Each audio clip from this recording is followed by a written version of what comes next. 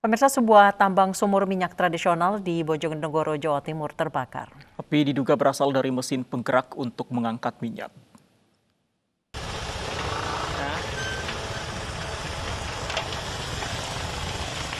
Inilah detik-detik kebakaran yang melanda sumur tambang minyak tradisional di Desa Wonocolo, Bojonegoro, Jawa Timur, Jumat siang. Kebakaran diduga akibat percikan api dari mesin penggerak untuk mengangkat minyak saat mesin baru dinyalakan.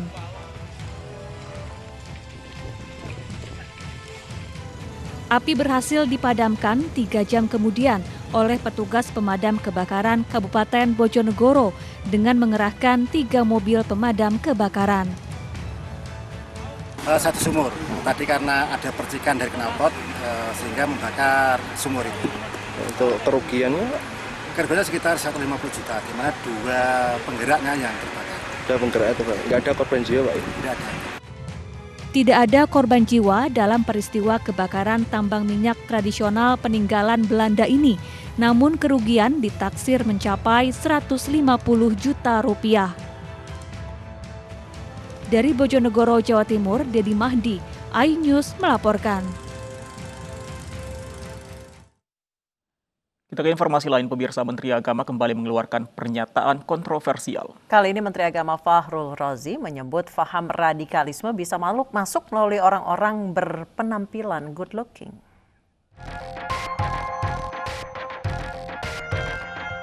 Menteri Agama Fahrul Razi kembali menuai kritik karena pernyataannya yang dinilai kontraproduktif.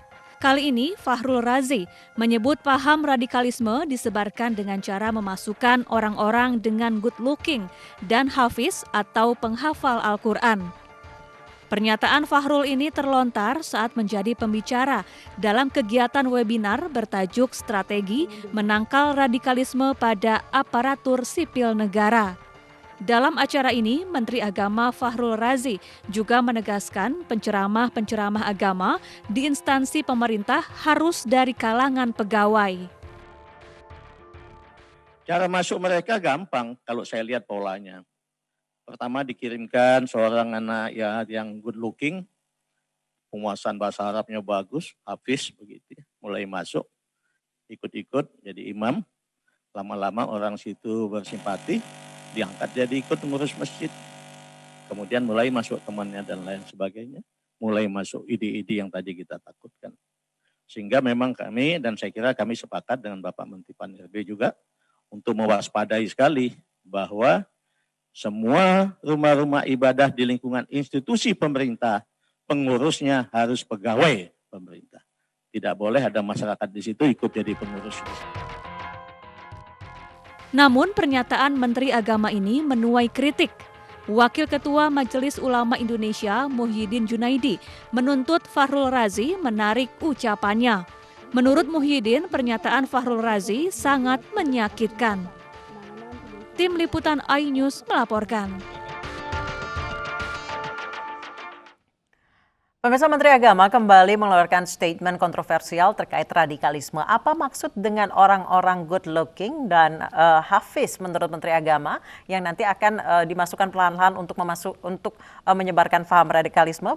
Membahasnya saya telah hadir bersama kami Dirjen Bimbingan Masyarakat Islam Kementerian Agama Kamarudin Amin dan Wakil Ketua MUI Muhyiddin Junaidi. Saya ke Pak Kamarudin Amin terlebih dahulu. Selamat sore Pak Muhyiddin Junaidi dan Pak Kamarudin. Selamat sore. Saya ke Pak Kamarudin terlebih dahulu. Pak, maksud dari Menteri Agama itu apa ya Pak ya?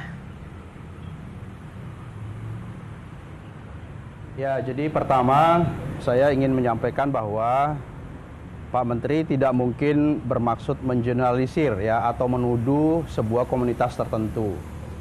Beliau sebenarnya konteksnya ingin mengattract public attention, ingin menarik perhatian publik bahwa kita semua harus hati-hati karena potensi penetrasi radikalisme atau ekstremisme itu bisa masuk dengan berbagai cara, dengan berbagai modus, dengan berbagai varian-variannya, dan itu bisa masuk di mana saja. Bisa masuk di lembaga pendidikan, bisa masuk di ormas-ormas Islam, bisa masuk di masjid-masjid, majelis taklim dan sebagainya. Jadi potensi itu ada, itu real dan itu faktual. Sehingga beliau menarik perhatian publik bahwa kita harus berhati-hati karena proses penetrasi ini bisa saja dan menggunakan berbagai cara. Berpotensi menggunakan berbagai modus sehingga kemudian bisa dengan soft masuk berpenetrasi ke masjid atau kemana saja ya, ke lembaga-lembaga dan ke ormas-ormas Islam. Jadi sekali lagi saya kira tidak ada maksud beliau untuk mengeneralisir apalagi menuduh ya. Mungkin itu bisa saja ada kasus seperti itu, bisa saja ada, tetapi sekali lagi itu tidak ada maksud mengeneralisir atau menuduh. Ya sekali lagi bahwa kita memang perlu hati-hati karena Pak Menteri bicara seperti itu bukan tanpa dasar ya, bukan tanpa fakta ya. Ada banyak sekali penelitian, banyak survei yang dilakukan oleh banyak pihak yang memang menemukan bahwa ada potensi ya, ada potensi yang perlu diwaspadai dan perlu diantisipasi. Misalnya potensi tentang adanya persepsi tentang sistem pemerintahan di Indonesia misalnya.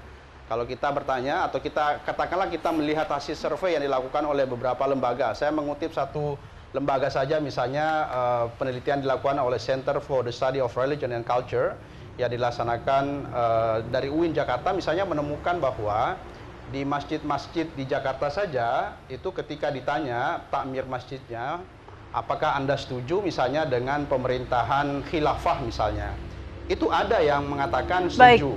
Apakah Anda setuju dengan Pancasila NKRI? Ada yang mengatakan tidak setuju. Tapi Baik, ini Pak Kamarudin, maaf saya potong, tapi ya, tidakkah penggunaan tentu radikal karena ya, penggunaan kata good looking dan hafiz atau penghafal Al-Quran nantinya justru berpotensi ke depannya justru menjadi kalimat atau kata-kata yang kontroversial yang justru nanti bisa jadi backfire buat Menteri Agama maupun Kementerian Agama. Ya, itu dia. Jadi kita menjelaskan, mengklarifikasi bahwa sesungguhnya pastinya tidak mungkin begitu naifnya Pak Menteri menuduh ya atau mengeneralisir bahwa semua orang yang good looking, semua orang yang hafiz, semua orang anak muda yang ganteng itu berpotensi menjadi radikal. Itu sangat tidak relevan dan pasti tidak begitu maksudnya. Sangat naif untuk kita asumsikan generalisasi seperti itu.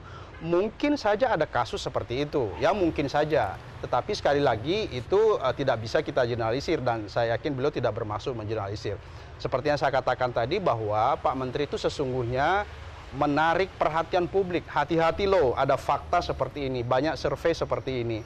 Dan kalau kita tidak mengambil langkah-langkah antisipatif, itu bisa bermetamorfosis menjadi sebuah potensi yang lebih besar lagi. Oleh karena itu, langkah-langkah konkret, produktif, antisipatif harus kita lakukan.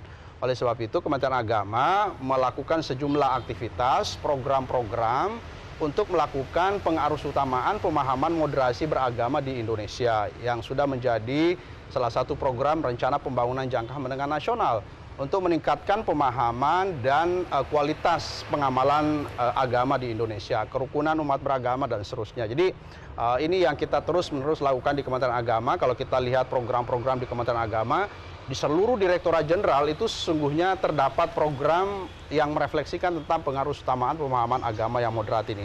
Jadi kira-kira substansinya, intinya, arahnya, orientasi yang disampaikan Pak Menteri itu ke arah situ. Jadi sesungguhnya kami ingin meminta kepada media juga, kepada semua pihak untuk kita bersama-sama, sudahlah ini kita akhiri diskursus tentang good looking yang mengarah pada framing bahwa itu tuduhan, itu generalisasi. Jadi sekali lagi itu bukan tuduhan, itu bukan generalisasi karena tidak mungkin, itu tidak faktual. Baik, Demikian. tidak ada niat mengeneralisasi di sana. Tanggapan Pak Junaidi seperti apa, Pak? Ya, terima kasih Bapak Muhammad Yamin.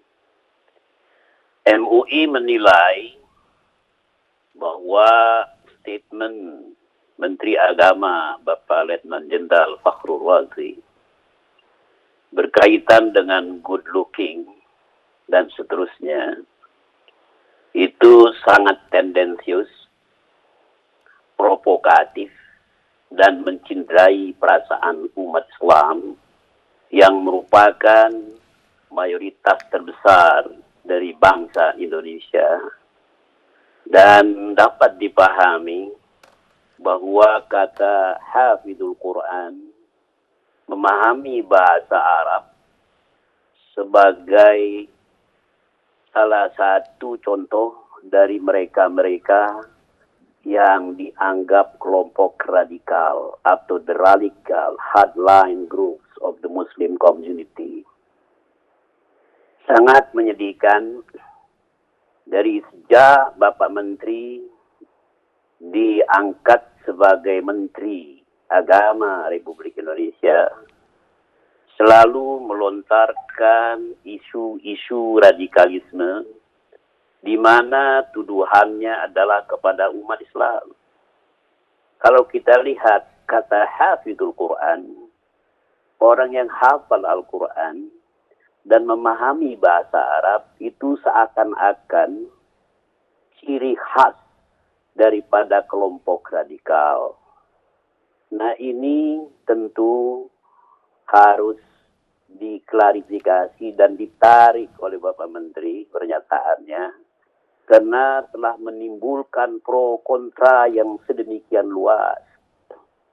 Khawatir ke depan tuduhan itu bisa saja dianggap benar apabila media terus-menerus memproklamirkannya dan media terus-menerus mengumumkannya kepada publik. Kita tahu tidak mungkin seorang hafizul Quran menjadi radikalis, dan tidak mungkin itu adalah syai'un mustahil Muhammadiyah. Dan kami melihat bahwa pernyataan-pernyataan yang seperti itu sangat kontradiktif di tengah-tengah masyarakat Muslim dan bangsa Indonesia saat ini sedang mengalami krisis demi krisis. Pandemi COVID-19 menimbulkan begitu banyak masalah. Banyak umat Islam yang terpapar akibat pandemi COVID tersebut. Seharusnya Bapak Menteri bukan hanya menyebut orang-orang radikal dari kalangan umat Islam, tetapi dari kalangan agama lain kok nggak pernah beliau sebutkan. Seandainya Bapak bisa menyebutkan, mungkin ada kelompok tertentu daerah bagian Indonesia bagian timur yang menjadikan rumah ibadah sebagai tempat untuk mendorong warganya untuk menjadi kelompok radikal. Bahkan mereka tidak lagi malu-malu untuk menjadikan rumah ibadah tersebut sebagai camp untuk menyuarakan gerakan separatisme. Kenapa tidak itu disebutkan? Pernyataan good looking dan hafizul Quran, bahasa Arab yang baik itu secara tidak langsung memojokkan umat Islam. Dan itu adalah sebuah ibrah yang tidak benar. Sebuah perumpamaan yang salah. Baik. Saya kembalikan ke Pak Kamarudin Amin. Pak Kamarudin, silakan ditanggapi pernyataan dari Pak Muhyiddin Junaidi. Ya, jadi pertama sebagai umat Islam yang taat ya dan soleh menurut penilaian saya kira beliau tidak mungkin Islamofobik ya. Sebagai umat Islam tidak mungkin beliau Islamofobik. Justru kalau kita lihat program-programnya, justru banyak sekali program yang dilakukan oleh Kementerian Agama dalam hal ini Pak Menteri untuk mendukung memajukan kualitas kehidupan beragama di Indonesia, termasuk misalnya program Hifzul Quran ya. Kementerian Agama itu punya program Hafiz 10.000, membantu memberikan beasiswa kepada santri, kepada anak-anak Indonesia yang ingin menghafal Al-Quran. Kita membina sejumlah pesantren tahfiz di Indonesia. Itu artinya bahwa Pak Menteri sangat mencintai, sangat pro terhadap pengembangan Hifzul Quran di Indonesia. Ya, kita juga melaksanakan musabaqah tilawatil Quran setiap tahun dan kita memberikan afirmasi luar biasa. Bekerja sama dengan pemerintah daerah. Ini kan semua menunjukkan sebuah refleksi yang sangat jelas bahwa beliau sangat concern terhadap pengembangan Hifzul Quran di Indonesia.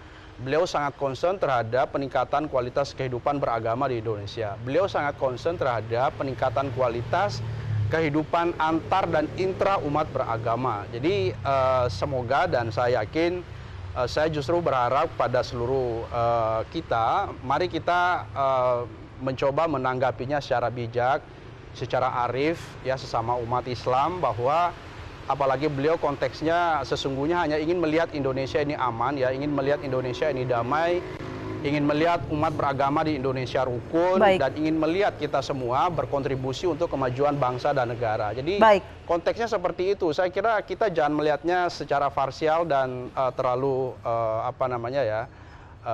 kita mencoba melihatnya secara arif dan bijaksana. Insya Allah sejumlah program dan aktivitas beliau menunjukkan bahwa beliau sangat cinta Islam, beliau sangat mendukung program pengembangan Hifzul Quran dan sejumlah program-program yang lain. Baik, Pak Kamarudin, tapi tadi dikatakan bahwa pernyataan dari Pak Menteri ini adalah karena ada fakta dan survei. Bisa Anda jelaskan lagi fakta dan survei apa yang ditemukan sebelum menyatakan pernyataan tersebut? Apakah memang yang ditemukan bahwa selama ini radikalisme datang dari orang-orang good looking dan juga Hafiz, Pak Kamarudin? Ya, jadi begini, seperti yang saya sebutkan tadi, ada survei yang dilakukan, misalnya contohnya saya sebutkan the Center for the Study of Religion and Cultures di UIN Jakarta yang melakukan penelitian tentang masjid-masjid di Indonesia, ya, khususnya Jakarta dan berbagai tempat yang lain. Ada dua hal yang coba diteliti, misalnya pertama tentang persepsi ta'mirul masjid tentang pemerintahan Indonesia. Ya, yang kedua tentang literasi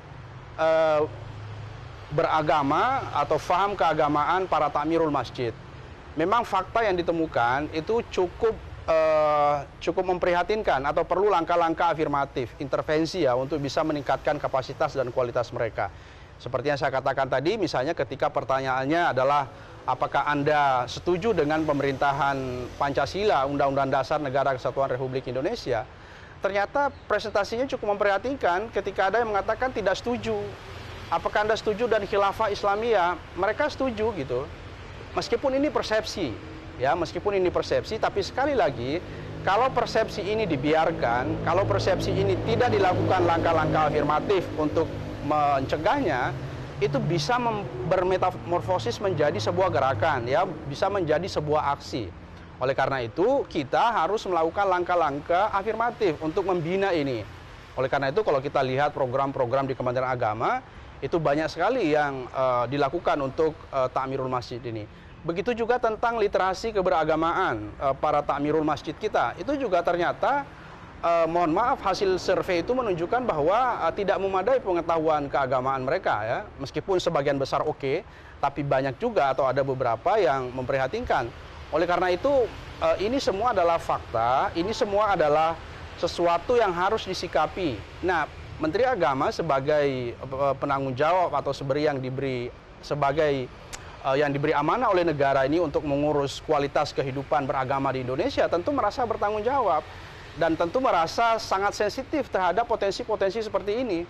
Sehingga kemudian sekali lagi ketika beliau memberikan respon seperti itu, memberikan informasi seperti itu, ya tentu tujuannya adalah untuk agar kita semua aware terhadap potensi destruktif yang bisa saja terjadi ketika itu tidak dilakukan langkah-langkah antisipatif. Baik, silakan Pak Muhyiddin Junaidi. Jika melihat tadi fakta-fakta yang telah ditemukan, memang ada fakta demikian. Tanggapannya, Pak? Terus terang saja, ini bukan masalah individu. Bapak Menteri Agama itu mewakili negara dan Menteri Agama Republik Indonesia. Dari pertama beliau diangkat dan ditunjuk sebagai Menteri Agama, terlalu banyak isu-isu radikal yang beliau kemukakan.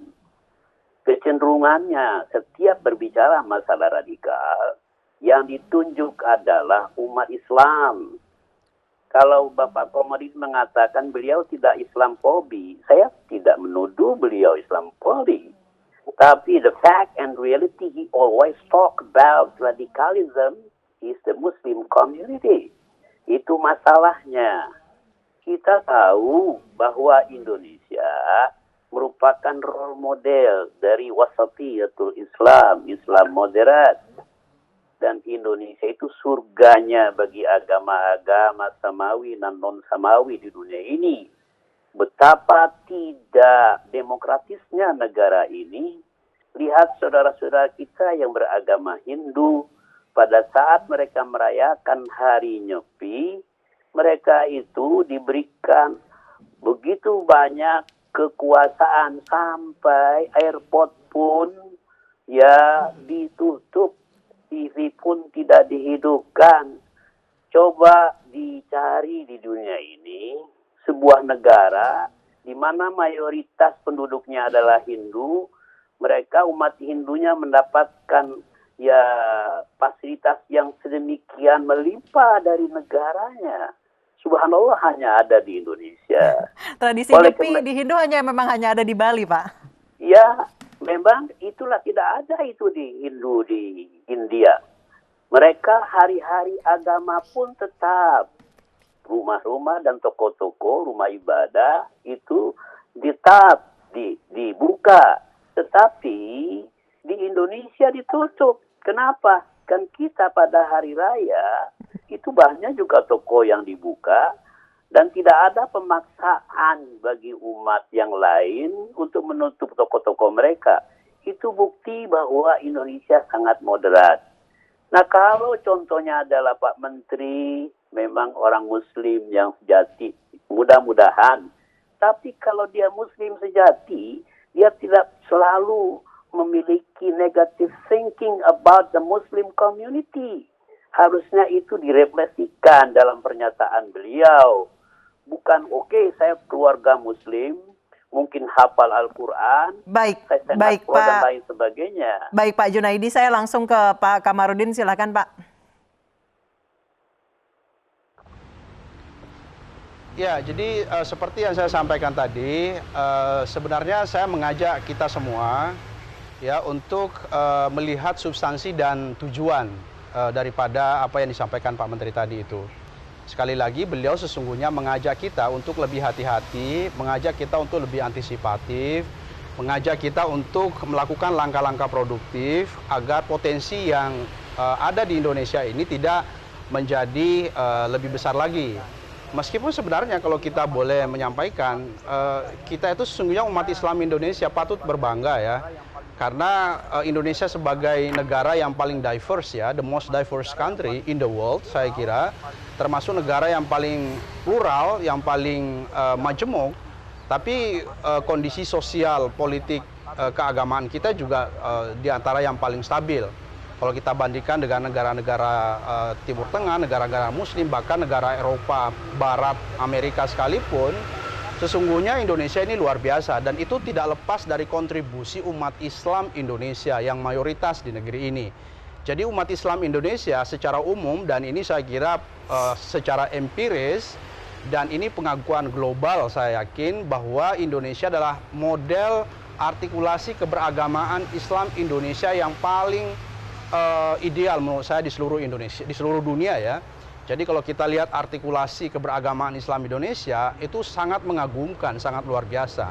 Nah, Pak Menteri khawatir, kita patut khawatir karena kondisi global, ya, kemajuan teknologi informasi menyebabkan potensi penetrasi nilai ideologi transnasional itu bisa saja masuk kapan saja.